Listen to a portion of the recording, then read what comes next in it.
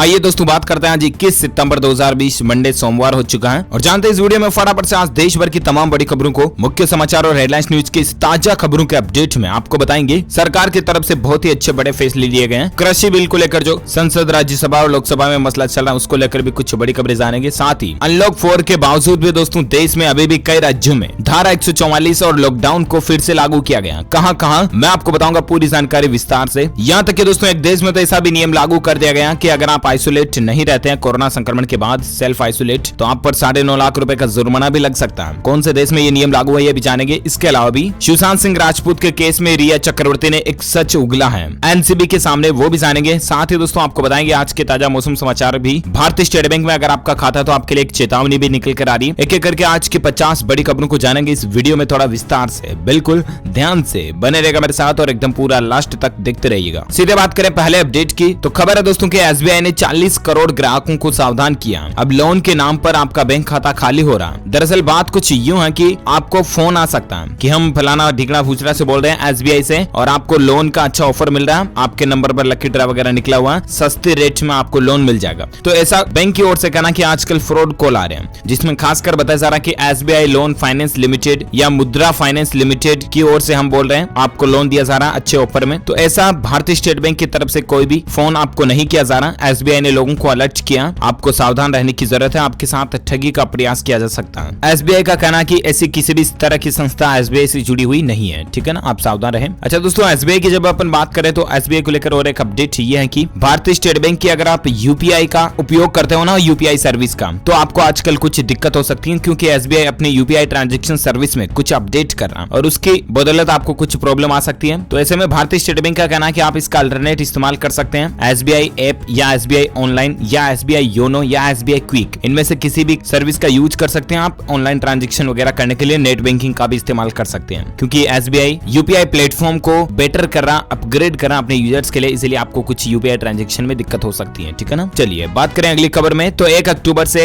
LED television वगैरह ये खरीदना महंगा हो सकता है क्योंकि सरकार ने एक बड़ा फैसला लिया। दरअसल बात कुछ यूं है कि 1 अक्टूबर से ये कुछ चीजें एलईडी टीवी वगैरह खरीदना महंगा हो सकता है क्योंकि सूत्रों से मिली जानकारी के मुताबिक केंद्र सरकार ओपन सेल के इंपोर्ट पर 5% कस्टम ड्यूटी छूट को 30 सितंबर से हटाने का फैसला किया है और माना जा रहा है कि इस फैसले के बाद टीवी खरीदना महंगा हो सकता है क्योंकि कलर टेलीविजन के लिए ओपन सेल सबसे जरूरी पार्ट होता है। चलिए साथ ही अगली खबर है कि 50 करोड़ मेहनत कश मजदूरों की बदल जाएगी किस्मत, पीएम मोदी ने बड़ा तोहफा दिया। जी हाँ, ये सरकार का एक बहुत ही अच्छा फैसला है। प्राइवेट नौकरी करने वालों के लिए भी एक अच्छी खबर आ रही है, मैं आपको आगे बताऊंगा। फिलहाल ये देखिए अपडेट की देश के 50 करोड़ संगठित और असंगठित क्षेत्र के मजदूरों और कामकाजी लोगों के लिए सेंट्रल गवर्नमेंट ने एक बड़ा फैसला लिया है। मोदी सरकार ने 44 श्रम कानूनों में बड़ा बदलाव करते हुए इनको सिर्फ 4 श्रम कोड में कन्वर्ट कर दिया। साथ ही सरकार ने 12 कानूनों को रद्द करते हुए पुराने 44 में से 3 कानूनों को नए श्रम कोड में शामिल किया। अब कौन कौन से 4 श्रम कानून लागू होंगे ये लिस्ट आप देख सकते हैं। एक तो वेतन सुरक्षा, दूसरा व्यावसायिक सुरक्षा और स्वास्थ्य कोड, तीसरा औद्योगिक संबंध कोड, चौथा सामाजिक सुरक्षा पर कोड। अब इनसे आप तो ये सोच रहे हैं कि कर्मचारियों वगैरह को इनको क्या फायदा होगा, है ना। तो देखिए जरा, एक तो वेतन समय पर मिल पाएगा, न्यूनतम वेतन पूरा मिलेगा, पुरुष और महिलाओं को समान तनख्वाह मिल सकेगी स्किल के आधार पर, जिसमें जितनी अच्छी क्वालिटी उनको अच्छा वेतन मिल पाएगा। काम करने के लिए आपके पास एक सुरक्षित वातावरण होगा, महिलाओं वगैरह के लिए खास करके। कर्मचारियों के स्वास्थ्य, आपके हेल्थ पर भी ध्यान रखा जाएगा। काफी बेनिफिट्स मिलेंगे कर्मचारियों को और भी ये पूरी लिस्ट आप स्क्रीन पर देख सकते हैं। तो ये वाकई में सरकार का एक बहुत ही अच्छा फैसला है। अच्छा इसके अलावा भी दोस्तों हाल ही में आपको पता होगा कि ग्रेच्युटी को लेकर भी मीडिया में खबरें आई थी, तो ऐसे में अच्छी खबर है नौकरी करने वालों के लिए। 1 साल में अब आपको ग्रेच्युटी मिल सकेगी क्योंकि इसका संसद में बिल भी पेश हो चुका है और अब देखते हैं दोस्तों कि आखिर संसद में ये बिल कब तक पास हो पाता है। जब पास हो जाएगा तो फिर ग्रेच्युटी 1 साल में मिल पाएगी, तो इसका एक बहुत बड़ा फायदा प्राइवेट सेक्टर के लोगों को मिलेगा, ये भी अच्छी बात है ना। और कोई अपडेट आएगा तो मैं आपको बता दूंगा डीएलएस न्यूज के ऊपर। फिलहाल अपन बात करें अगली खबर में दोस्तों तो अमेरिका में जो टिकटॉक बैन को लेकर खबरें चल रही थी वो मुश्किलें अब खत्म हो चुकी है टिकटॉक की, क्योंकि ओरेकल के साथ में एक डील हो चुकी है। अमेरिकी राष्ट्रपति डोनाल्ड ट्रंप ने कुछ शर्तें भी रखी है। अब दोस्तों ओरेकल कॉर्प कंपनी नई टिकटॉक ग्लोबल में 12.5% हिस्सेदारी खरीदेगा और इसके सभी अमेरिकी यूजर्स का डेटा अपने क्लाउड में रखेगा।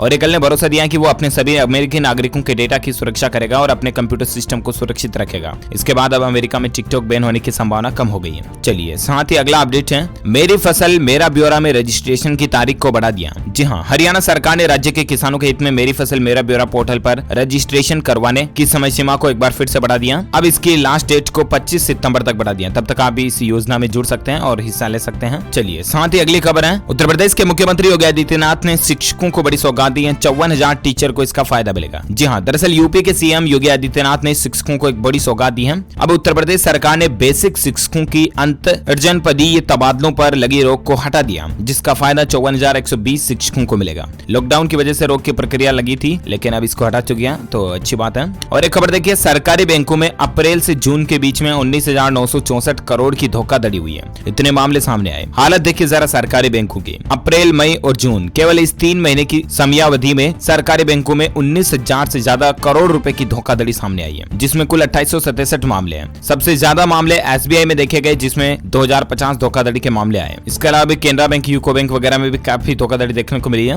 चलिए, साथ ही अगली खबर है कि सोशल मीडिया पर एक मैसेज वायरल हो रहा है, जिसमें बताया जा रहा है दोस्तों की महिलाओं के बैंक खातों में 1-1 लाख रुपए सरकार डाल रही है। लेकिन क्या वाकई में ये सही है? तो इस पर पीआईबी फैक्ट चेक ने जब पता किया तो पता चला कि यूट्यूब पर भी एक वीडियो भी वायरल हो रहा है। ये फर्जी खबरें, आप इन पर विश्वास ना करें, ठीक है ना। एक वीडियो में बताया जा रहा है कि महिला स्वरोजगार योजना, केंद्र सरकार इस योजना के अंतर्गत सभी महिलाओं को खाते में 1-1 लाख रुपए की नकद राशि दे रही है, लेकिन ये फेक है। केंद्र सरकार द्वारा महिला स्वरोजगार जैसी कोई भी योजना नहीं चलाई जा रही है। आप ऐसे किसी झांसे में ना आए, ठीक है ना। चलिए, साथ ही अगली खबर है, वोडाफोन और आइडिया के इस प्लान में 1 साल के लिए आपको G5 सब्सक्रिप्शन बिल्कुल फ्री में मिल रहा है। हाल ही में आपको बताऊंगा वोडाफोन आइडिया मर्ज होकर के VI बन चुकी है, और अब ये कई नए प्लान भी निकाल रही है। जहां एक प्लान निकाला प्रीपेड ग्राहकों को 1 साल के लिए G5 का निःशुल्क सालाना सब्सक्रिप्शन मिल रहा है। ये कुछ 355, 405 के अलग अलग प्लान है। जानकारी आप देख सकते हैं। अच्छा, अगली खबर है, बहुत ही इंपॉर्टेंट अपडेट, जरा ध्यान से समझिएगा कि आज से देश में 4 बड़े बदलाव शुरू होने जा रहे हैं। आपके लिए जानना जरूरी है। अनलॉक 4 में ही है ये बदलाव। कोरोना महामारी और लॉकडाउन के बाद सरकार अनलॉक 1, 2, 3, 4 लागू कर चुकी है, राइट। और ऐसे में धीरे धीरे देश में कई सारी चीजें वापस खुलने जा रही है, जिसमें 4 चीजें आज भी शुरू होने जा रही है 21 सितंबर से, है ना। एक तो रेलवे 40 ट्रेनें शुरू करने जा रहा है। इंडियन रेलवे ने 21 सितंबर से चलने वाली 40 ट्रेनों की टिकट बुकिंग को लेकर अलर्ट जारी किया, जिसमें 22 ट्रेनें तो बिहार में शुरू होगी सबसे ज्यादा, क्योंकि यहाँ पर अभी जरूरत ज्यादा है। तो एक तो ट्रेनें शुरू होने जा रही है। 21 सितंबर से आज कई राज्यों में स्कूल भी खुलने जा रहे हैं। हालांकि स्कूल में छात्रों को जाना कंपलसरी नहीं होगा। 9वीं से 12वीं तक के स्कूल खुलने जा रहे हैं, छोटे बच्चों के लिए नहीं।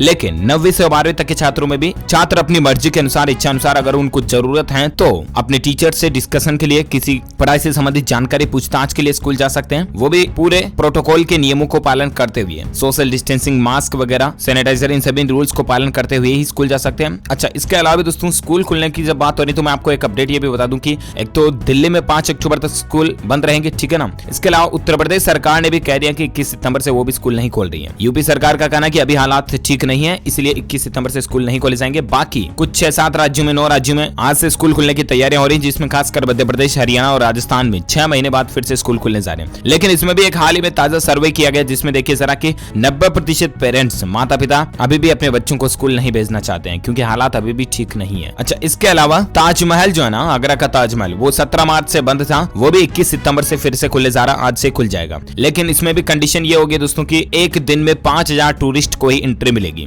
टूरिस्ट का बहुत ही आकर्षण केंद्र है ताजमहल, वो आज से खुलने जा रहा है, लेकिन 5000 से ज्यादा नहीं होगी। वो भी थर्मल स्क्रीनिंग होगी और सोशल डिस्टेंसिंग का प्रॉपर पालन होगा, तभी ताजमहल में आप विजिट कर पाओगे। इसके अलावा आज से एक और चीज खुलने जा रही है, आयातकों के लिए खास खबर है। वित्त मंत्रालय ने कहा कि इंपोर्टर्स को मुक्त व्यापार समझौतों के तहत सीमा शुल्क की रियायती दर का लाभ लेने के लिए सोमवार से किसी भी वस्तु का आयात करने से पहले ये सुनिश्चित करना होगा कि आयातित सामान जिस जगह से आयात करने का काम किया जा रहा है वह निर्धारित मापदंड को पूरा कर रहा है या नहीं। तो ये कुछ अपडेट, आज से ही बदलाव लागू होने जा रहे हैं हमारे देश में। चलिए अब बात करते दोस्तों कृषि बिल को लेकर। ये कुछ वीडियो फुटेज आप देख पा रहे होंगे कि किस तरह से विरोध हुआ संसद में कृषि बिल का। इतनी झपाझपट के बीच भी आखिरकार कृषि बिल संशोधन जो था वो संसद में पास हो चुका और मोदी सरकार ने किसानों को भी धन्यवाद दिया। राज्यसभा में किसान बिल पास हो चुका, ऑलरेडी लोकसभा से हो ही चुका था, तो अब फाइनली संसद के दोनों सदनों से इस बिल को मंजूरी मिल चुकी है। अब राष्ट्रपति के साइन के बाद ये नया कानून बन जाएगा, ठीक है ना। अब इसमें कुछ राजनीति भी चल रही है, आपको पता होगा कांग्रेस काफी विरोध कर रही है और इसी बीच राजनाथ सिंह ने भी कहा कि किसानों के बीच गलतफहमी फैला रहा है विपक्ष। आज आखिर राज्यसभा में संसदीय गरिमा आहत हुई। कुछ ये जो झड़पट चल के मसला की वीडियो देखे गए, मैंने आपको बता रहा जैसे फुटेज। इसके बावजूद भी आखिरकार ध्वनिमत से संसद में कृषि बिल पारित हो चुका है। सरकार ने यह भी बताया दोस्तों कि आखिर ये बिल किसान विरोधी कैसे नहीं है। इसके कुछ पॉइंट्स भी आप स्क्रीन पर देख सकते हैं, जिसमें कुछ झूठ फैलाए जा रहे हैं विपक्ष के द्वारा, कांग्रेसियों के द्वारा, किसानों को गलतफहमी पैदा करने के लिए।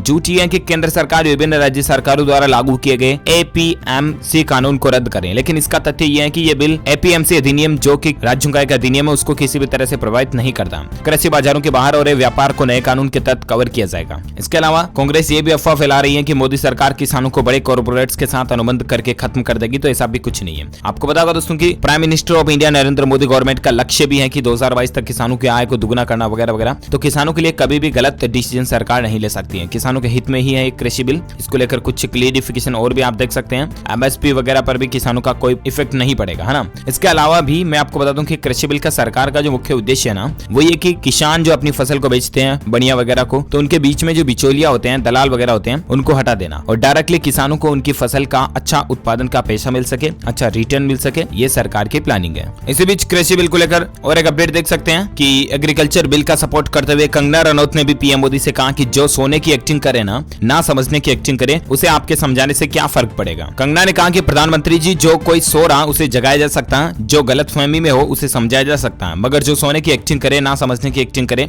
उसे आपके समझाने से कोई फर्क नहीं पड़ता। ये वही आतंकी जो सीएए से भी एक इंसान की सिटीजनशिप नहीं गई, मगर इन्होंने खून की नदियां बहा दी थी। तो ये कुछ मसला चल रहा है, इस पर पॉलिटिकल चल रही है। ज्यादा मैं राजनीति की बातें करता नहीं हूँ, आपको पता हो। इसके अलावा उत्तर प्रदेश के मुख्यमंत्री योगी आदित्यनाथ ने भी कृषि बिल सुधार का सपोर्ट किया और कहा कि किसानों को आजादी मिलेगी कानूनी बंधनों से। तो ये काफी अच्छी बात है ना। और संसद में किसान बिल पास होने के बाद पीएम मोदी ने ट्वीट भी किया और एमएसपी पर एक बड़ा बयान भी दिया। पीएम मोदी ने ट्वीट करके खुशी जताई और कही ये बात। पीएम मोदी ने एक ट्वीट करके लिखा, दोस्तों की देखिए जरा, भारत के कृषि के इतिहास में आज एक बड़ा दिन है। संसद में अहम विधेयकों के पारित होने पर मैं अपने परिश्रमी अन्नदाताओं को बधाई देता हूँ। ये न केवल कृषि क्षेत्र में आमूल चूल परिवर्तन लाएगा, बल्कि इससे करोड़ों किसान सशक्त भी होंगे। दशकों तक हमारे किसान भाई बहन कई प्रकार के बंधनों में जकड़े हुए थे, उन्हें बिचौलियों का सामना करना पड़ता था, लेकिन संसद में पारित विधेयक से अब अन्नदाताओं को इससे आजादी मिलेगी। तो काफी कुछ अच्छी बात है। मैं पहले ही कह चुका हूँ कि एक बार फिर कहता हूँ, एमएसपी की व्यवस्था जारी रहेगी, सरकारी खरीद भी जारी रहेगी। यहाँ हम अपने किसानों की सेवा के लिए, हम अन्नदाताओं की सहायता के लिए हर संभव प्रयास करेंगे और उनकी आगे आने वाली पीढ़ियों के लिए भी बेहतर जीवन सुनिश्चित करेंगे। ये कहना है फाइनली पीएम मोदी जी का। तो अच्छी बात है कुल मिलाकर के। लेकिन किसान बिल को लेकर सरकार भले ही कह रहे दोस्तों की सरकार ने सभी से अपील की भी, गलत जानकारियों से आप गुमराह न हो। इसके बावजूद मीडिया में खबरें ये भी चल रही कि कृषि अध्यादेश के खिलाफ 25 सितंबर को हरियाणा बंद रहेगा और किसानों ने सरकार को उग्र आंदोलन की चेतावनी भी दी है। कल ही कई सारे आंदोलन देखने को मिले कृषि बिल को लेकर। खैर देखते हैं अब आगे और सरकार क्या अपडेट लेकर आती है, मैं आपको बता दूंगा। इसके अलावा मोदी सरकार ने टैक्स पेयर्स को भी एक बड़ी राहत दी है। काराधन विधेयक लोकसभा से पास हो चुका फाइनली। इससे क्या फायदा मिलेगा, तो मैं आपको बता दूं कि केंद्र सरकार ने देश के करदाताओं को बड़ी राहत दी है। लोकसभा ने शनिवार को काराधन और अन्य विधेयक को मंजूरी दे दी, जिसमें कोविड-19 महामारी के मद्देनजर कर अदा करने की समय सीमा बढ़ाने, पीएम केयर्स फंड में छूट देने का प्रावधान भी शामिल है। इसके अलावा भी ये विधेयक इस साल मार्च में लाए गए अध्यादेश की जगह लेगा। कुल मिलाकर के टैक्स पेयर्स को ये भी बड़ी राहत दी गई है। तो दोस्तों कृषि बिल को लेकर ये काफी बातें हो गई, काफी चर्चाएं हो गई, इस पर पॉलिटिकल चर्चाएं भी चल रही है। अपन ज्यादा राजनीति में नहीं जाएंगे, अपन फिलहाल आगे बढ़ते हैं हमारी आज की अगली बड़ी खबरों में, जहां कोरोना अपडेट्स की बात करें। कोरोना को लेकर 5 बड़ी खबरें आ रही है यहाँ पर। एक तो स्टूडेंट्स ऑफ द ईयर 2 के अंदर जो एक्टर आदित्य सील थे, उनके पिता का कोरोना वायरस के चलते निधन हो चुका है। बड़े ही दुख की बात है, भगवान उनकी आत्मा को शांति दे। हम सभी की तरफ से भावपूर्ण श्रद्धांजलि उनके लिए। और अगली खबर है कि देश में कोरोना वायरस की स्थितियां बिगड़ रही हैं। इसको लेकर प्रधानमंत्री नरेंद्र मोदी 23 सितंबर को 7 राज्यों के मुख्यमंत्रियों के साथ वीडियो कॉन्फ्रेंसिंग के जरिए बातचीत और चर्चा भी करेंगे। उत्तर प्रदेश, आंध्र प्रदेश, महाराष्ट्र समेत 7 राज्यों के मुख्यमंत्री इसमें शामिल होंगे। दिल्ली के मुख्यमंत्री सीएम अरविंद केजरीवाल भी शामिल होंगे। तो देखते हैं 23 सितंबर को और क्या चर्चाएं अपडेट आते हैं, मैं आपको बता दूंगा। इसके अलावा खबर है कि राजस्थान में 21 सितंबर से स्कूल वगैरह खुलने जा रहे हैं। मैंने आपको शुरुआत में बताया था अपडेट। अशोक गहलोत सरकार ने इसको लेकर नई गाइडलाइंस भी जारी कर दी है कि मास्क पहनना, शारीरिक दूरी, सैनिटाइजर का इस्तेमाल, हाथ धोना साबुन से वगैरह वगैरह सभी रूल्स जरूरी होंगे। 6 फीट की दूरी को अनिवार्य शिक्षकों और छात्रों के बीच रखना जरूरी होगी। इसके अलावा प्रार्थना करवाने पर रोक रहेगी।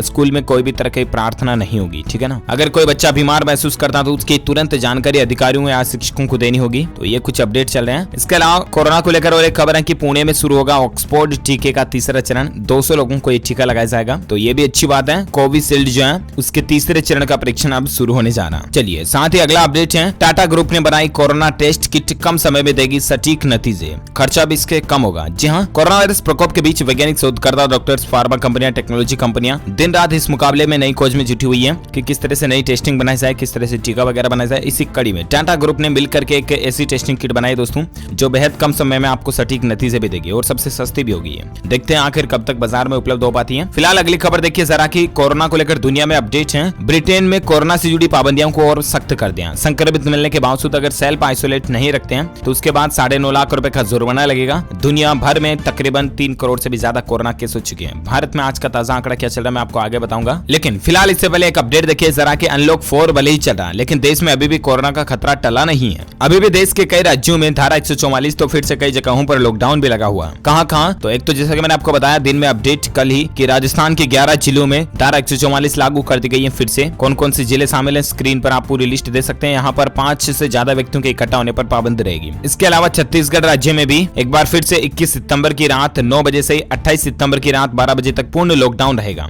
छत्तीसगढ़ के रायपुर में यहाँ पर जिला प्रशासन को पूर्ण कंटेनमेंट जोन घोषित कर दिया गया। और इसके अलावा भी मुंबई में धारा 144 लागू कर दी गई है। ये आदेश 30 सितंबर तक लागू रहेगा मुंबई में भी। और पंजाब की चंडीगढ़ के अंदर भी पूरे सितंबर में रविवार के लॉकडाउन का निरीक्षण किया जा रहा है। यहाँ पर अगस्त में शनिवार और रविवार 2 दिन लॉकडाउन था। अब इसको लेकर भी अपडेट जानकारी आप स्क्रीन पर देख सकते हैं। अच्छा, कोरोना में भारत के ताजा आंकड़ों की बात करें दोस्तों तो मरीजों का आंकड़ा 54 लाख के तो पार पहुंच चुका है। इनमें से 43 लाख से भी ज्यादा लोग ठीक हो चुके हैं। हालांकि कर्नाटका में अभी भी स्कूल नहीं खुलेंगे। देश में 86,000 से ज्यादा मौतें हो चुकी हैं। एग्जैक्ट आंकड़ा आप देख सकते हैं। पिछले 24 घंटों के दौरान ही भयंकर बढ़ोतरी देखी गई और 54 लाख से ज्यादा तकरीबन 55 लाख के करीब मामला पहुंच चुका है। एक्टिव केस 10 लाख से ज्यादा है। रिकवर होने वाले लोगों की संख्या 43 लाख से भी ज्यादा हो चुकी है। इस वायरस के चलते भारत में मरने वालों की संख्या का कुल आंकड़ा 87,000 से ज्यादा पहुंच चुका है। तो ये तो रहे आज के ताजा आंकड़े। और आइए अब नजर डालते हैं कुछ और खबरों में, जहां सबसे पहले बात करें आज के बॉलीवुड अपडेट्स को लेकर खबरें देख पा होंगे। कंगना रनौत ने फिर साधा बीएमसी पर निशाना साधा और बताया महाराष्ट्र सरकार का पेट। बॉलीवुड अभिनेत्री कंगना रनौत ने महाराष्ट्र सरकार और मुंबई महानगर पालिका बीएमसी के नाम एक खास संदेश लिखा। उन्होंने अपने नोट में बीएमसी को राज्य सरकार का पालतू कहकर बुलाया। ये देखिए सोशल मीडिया पर उन्होंने क्या मैसेज शेयर किया है। इसके अलावा दोस्तों बॉलीवुड की थाली कार्यक्रम में सुशांत मामले पर खुलकर बोले सोनू सूद और लोगों को दी ये काम की सलाह। दरअसल दोस्तों जी न्यूज के ऊपर बॉलीवुड की थाली कार्यक्रम जो आता है उसमें सोनू सूद ने बातचीत की और सुशांत सिंह राजपूत की मौत पर उनसे जब सवाल किया गया तो उन्होंने कहा दोस्तों कि सुशांत के ऊपर बोलने का अधिकार किसी को भी नहीं है। लोगों को बयान देने से पहले सोचना चाहिए। वाकई में बहुत अच्छी बात कही है उन्होंने, क्योंकि सुशांत सिंह राजपूत की मौत पर भी अब राजनीति होने लगे। आपको पता होगा उनके इंसाफ को तो लोग भूल नहीं जा रहे। खैर एनसीबी और सीबीआई मिलकर अभी भी अपने काम कर रही है। देखते हैं क्या अपडेट आते हैं। इसके अलावा सोनू सूद ने लोगों की मदद पर क्या कहा, जरा देखिए। दिल छूने वाली बात कही उन्होंने। अभिनेता ने कहा दोस्तों की एक खुशी मिलती है जब हमें किसी की मदद करने का मौका मिलता है। अच्छा लगता है जब हम कहते हैं किसी को कि मैं हूं ना तुम्हारे लिए, किसी बात की चिंता करने की जरूरत नहीं है। उन्होंने कहा कि लोगों को घर बेचकर ऐसा लगा था कि अब मेरा काम खत्म हो गया, लेकिन ऐसा नहीं था। इसके बाद उनकी पढ़ाई और स्वास्थ्य संबंधित समस्याएं भी खड़ी हो गई थी। जिंदगी में हर रोज एक नया पड़ाव, एक नई मंजिल आती है, लोगों की मदद करने का मौका मिलता है, लेकिन ये सफर काफी लंबा है। आजकल आपको पता होगा सोनू सूद काफी लोगों की मदद भी कर रहे हैं महामारी और लॉकडाउन के बाद तो खास करके। और ऐसे में वाकई में सोनू सूद एक बहुत ही अच्छे बॉलीवुड स्टार्स में से एक हैं। अगर आप इस सोनू सूद को दिल से चाहते हैं, इनके फैन है, तो इस वीडियो पर एक लाइक तो बनता है। फटाफट से लाइक कर दीजिए और शेयर भी करना अपने दोस्तों के साथ, है ना। सीधा अपन आगे बढ़ते हैं अगली खबर में, जहां अपडेट देख पा रहे कि एनसीबी के 55वें सवाल पर टूटा रिया चक्रवर्ती का सब्र और कबूल की बात। जी हां, एनसीबी यानी कि नारकोटिक्स कंट्रोल ब्यूरो ने रिया चक्रवर्ती से जब एक के बाद एक कई सवाल किए तो आखिरकार 54 सवाल पूछने के बाद 55वें सवाल पर रिया का सब्र टूट गया और उसने खुद कबूल कर दिए कि मैं भी खुद ड्रग्स का सेवन करती हूँ, या उन्होंने खुद ड्रग्स का सेवन करने की बात कबूली है। देखते हैं अब आगे और क्या अपडेट आते हैं। इसके अलावा दोस्तों सुशांत सिंह राजपूत पर बन रही फिल्म में श्रेया शुक्ला निभाएंगे रिया चक्रवर्ती का किरदार। उनकी कहानी कुछ ऐसी होगी। दरअसल बात कुछ यूं है दोस्तों कि सुशांत सिंह राजपूत आत्महत्या मामले पर बन रही फिल्म में उत्तर प्रदेश के झांसी की रहने वाली श्रेया शुक्ला बड़ी भूमिका निभा रही है। वो रिया चक्रवर्ती का किरदार निभाएगी। आपको बता दूं सुशांत के ऊपर फिल्म भी बनने जा रही है। सरला, सारा गोई और राहुल शर्मा द्वारा निर्मित फिल्म न्याय द जस्टिस में झांसी की श्रेया शुक्ला रिया चक्रवर्ती की भूमिका निभाएगी। चलिए बात करें दोस्तों आज की मौसम समाचार को लेकर खबरों में अपडेट है कि अभी भी देश के कई इलाकों में भारी बारिश का रेड अलर्ट जारी किया गया। इन राज्यों में बाढ़ का खतरा है। कौन कौन से राज्य में, तो आपको बता दूं भारतीय मौसम विभाग ने 23 और 24 सितंबर को दिल्ली, हरियाणा, उत्तर प्रदेश सहित कई राज्यों में अच्छी बारिश की चेतावनी दी है। संपूर्ण भारत के अगले 24 घंटों के मौसम पूर्वानुमान की अगर बात करें तो आगामी 24 घंटों के दौरान कर्नाटक, उत्तरी केरल, दक्षिण कोंकण, गोवा, इसके अलावा पश्चिम बंगाल, सिक्किम, असम, मेघालय, बिहार, झारखंड, उड़ीसा, केरल और अंडमान निकोबार द्वीप समूह में हल्की से मध्यम बारिश होने की संभावना। वहीं छत्तीसगढ़ और मध्य प्रदेश में कुछ जगहों पर, जबकि गुजरात, तेलंगाना, आंध्र प्रदेश और लक्षद्वीप में कहीं कहीं हल्की से मध्यम बारिश हो सकती है। पूर्वी उत्तर प्रदेश, दक्षिण छत्तीसगढ़ और तमिलनाडु में कुछ जगहों पर हल्की बारिश की संभावना है। तो ये रहे आज के वेदर न्यूज अलर्ट। और आइए नजर डालते हैं अब देश से जुड़ी कुछ और खबरों में। पेट्रोल डीजल को लेकर एक अच्छी खबर देख पा रहे होंगे दोस्तों की इस वजह से आगे भी सस्ता हो सकता है पेट्रोल और डीजल। हाल ही में आज भी पेट्रोल की कीमतों में 22 से 25 पैसों की, डीजल की कीमतों में गिरावट देखी गई। और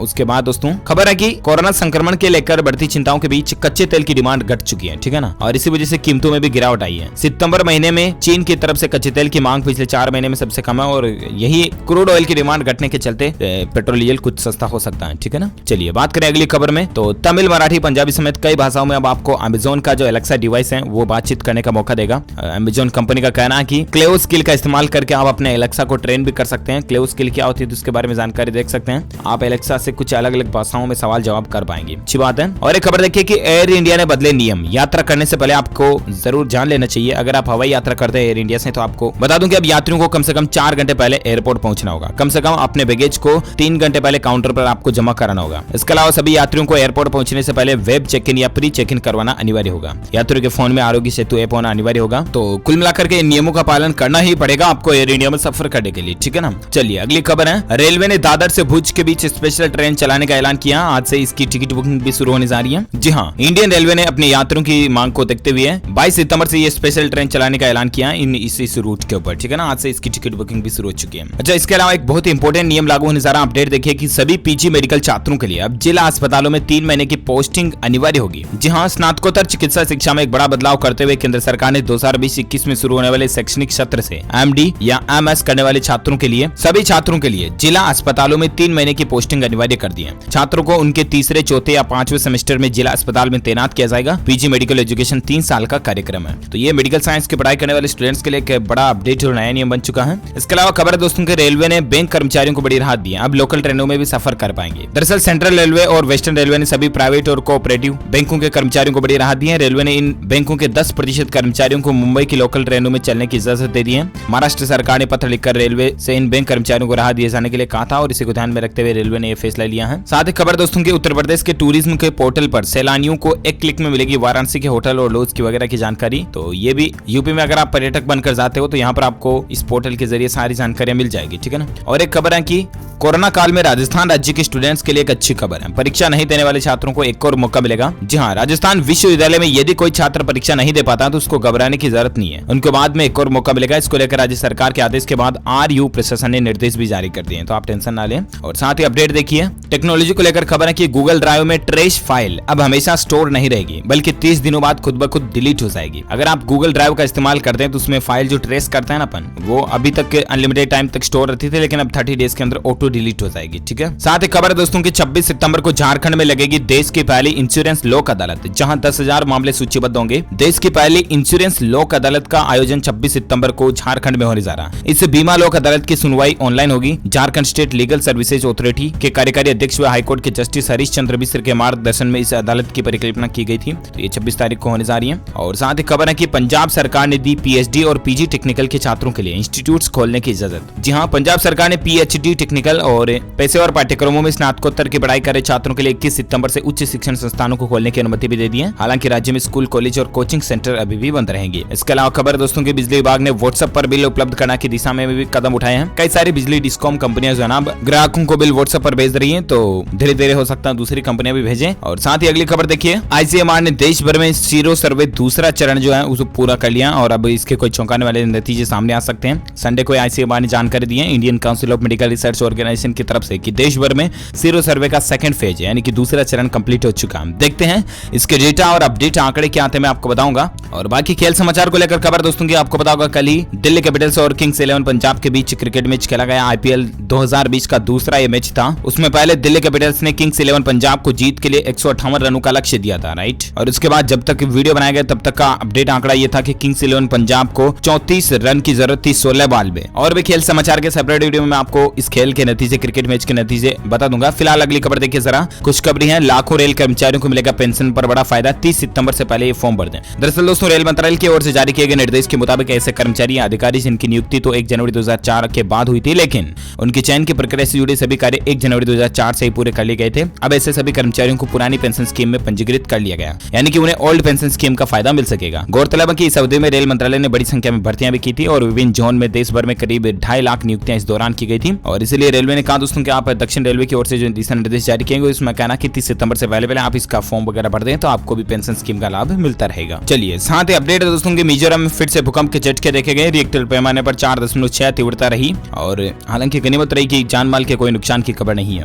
इसके अलावा सरकार की प्लानिंग है दोस्तों कि देश भर में जन औषधि केंद्रों को बढ़ाकर 10,500 की संख्या करने की प्लानिंग है, जिससे कि गरीबों को सस्ती दवाओं के पहुंच हो सके। 15 सितंबर 2020 तक देश भर में 6,606 जन औषधि केंद्र खोले जा चुके हैं। अब सरकार इनको बढ़ाकर 10,500 करने का लक्ष्य किए हैं। इसके अलावा देशी खिलौनों से विश्व को लुभाने की तैयारी भी कर रहा भारत। हुनर हाट में मेले में रहेगी स्वदेशी की धूम। इस बार दोस्तों हुनर हाट का जो मेला लगेगा उसमें भारत के देसी खिलौनों को खास करके ज्यादा प्रमोट किया जाएगा, क्योंकि मोदी सरकार भी आपको पता होगा कि make in India, vocal for local वगैरह की प्लानिंग बना रही है। तो इसी कड़ी में लकड़ी वगैरह के काफी खिलौने भारत में बनाए जा रहे हैं। चलिए साथ ही खबर है कि गूगल के दबाव की वजह से भारत में वैध कैशबैक स्कीम को वापस लिया गया। दरअसल दोस्तों पेटीएम के द्वारा जो हाल ही में आपको पता होगा गूगल ने अपने प्ले स्टोर से पेटीएम को हटा दिया था और फिर पेटीएम का कहना है कि गूगल अपने जीपे को प्रमोट करने के लिए ऐसा कुचड़कियां वगैरह कर रही है। तो ऐसे में कुल मिलाकर के आप पेटीएम का कहना कि गूगल की पॉलिसी के चलते कुछ कैशबैक स्कीमों को लिया गया, जानकारी आप देख सकते हैं। और इसी बीच जीपे को लेकर गूगल कंपनी ने ऐलान किया दोस्तों कि इसमें आपको बड़ा बदलाव देखने को मिलेगा। गूगल की तरफ से पेमेंट के लिए एक नया स्टैंडर्ड इंटरफेस बनाया जा रहा है। गूगल ब्लॉग पोस्ट में इसका खुलासा भी किया गया। गूगल पे को एक नए यूआई को पिक्सल फोन रखने वाले कई यूजर्स के लिए रोल आउट कर दिया गया। हालांकि जल्द गूगल पे का अपडेट बाकी स्मार्टफोन में भी मिलना शुरू हो जाएगा। चलिए साथ ही खबर है कि देश भर में इंटरनेट यूजर्स की संख्या बढ़कर 74.3 करोड़ हो चुकी है। जियो की इसमें कुल हिस्सेदारी 52.3% है। हमारे देश में इंटरनेट यूजर्स काफी बड़े हैं, है ना। दिसंबर 2019 तक जो 71 करोड़ जनसंख्या थी इंटरनेट यूजर्स की, वो मार्च 2020 में 3.40% बढ़ी और उसके बाद 74.3 करोड़ जनसंख्या कुल इंटरनेट यूजर्स की हो चुकी है। इसके अलावा अपडेट है दोस्तों की यूपीएससी सीएमएस एग्जाम 2020 को लेकर इसकी डेट शीट जारी हो चुकी है। कब से इसके एग्जाम वगैरह होंगे तो तारीख आप देख सकते हैं कि परीक्षा का टाइम टेबल आ चुका है। 22 अक्टूबर 2020 को इसके पर्चे होंगे और भी आप ऑफिशियल वेबसाइट पर जाकर के पीडीएफ डाउनलोड करके नोटिफिकेशन में चेक कर लीजिएगा। और इसी कड़ी में ये आज दिन भर की तमाम बड़ी खबरें, मुख्य समाचार, टुडे ब्रेकिंग न्यूज का अपडेट वीडियो फिनिश होता है। और हाँ दोस्तों, आप जीत सकते हैं हमारी डीएलएस न्यूज टीम की तरफ से एक शानदार सरप्राइज गिफ्ट जो कि गिव अवे के रूप में आप तक पहुंचे दे जाएगा। लेकिन इसके लिए आप मुझे नीचे कमेंट करके बताइएगा कि हाल ही में किस बॉलीवुड एक्टर ने लॉकडाउन के बाद सबसे ज्यादा दान धर्म किया है। आप मुझे उनका नाम कमेंट करके बताइए और साथ ही इस वीडियो को लाइक जरूर करना, ज्यादा से ज्यादा लाइक करके अपने दोस्तों के साथ फेसबुक और व्हाट्सएप पर भी शेयर करना। और हाँ, अगर आप चाहते हैं कि रोजाना आपको इसी तरह के काम की खबरें, ब्रेकिंग न्यूज अपडेट्स तुरंत आपके मोबाइल पर मिलते रहना, तो इसके लिए आप सिंपली डीएलएस न्यूज चैनल को सब्सक्राइब करके बेल आइकन जरूर दबा दीजिएगा ताकि आपको रोजाना की काम की खबरें तुरंत मिलती रहेगी। Thank you, take care, good bye, जय हिंद, जय भारत, वंदे मातरम।